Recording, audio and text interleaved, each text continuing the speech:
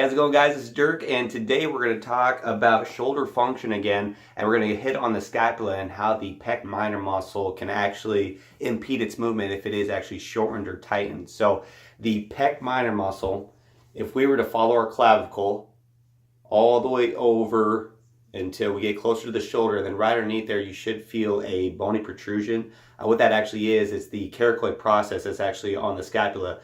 And so that is actually an attachment of the pec minor, and so then the pec minor actually goes down and connects into the ribs. But what happens is if this muscle, just from overactivity, especially if you have like a desk job, you have a lot going on in front of you, and so this muscle actually starts to become shortened.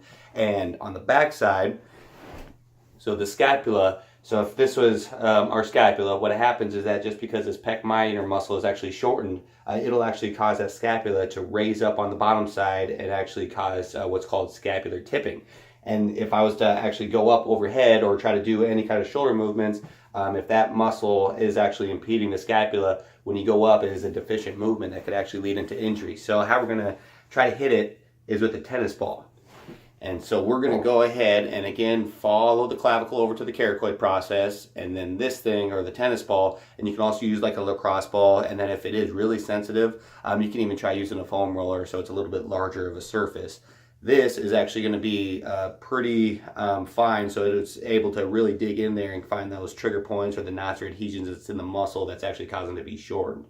So how this is going to work is we're going to go ahead and apply the pressure, and then we're going to actually go up against the wall here just to be able to push it in a little bit further. And so what we want to do is try to hold it on there for anywhere from like 10 seconds all up to 5 minutes until you do feel like a melting sensation within that muscle, and then you know that it's actually lengthening back out for you.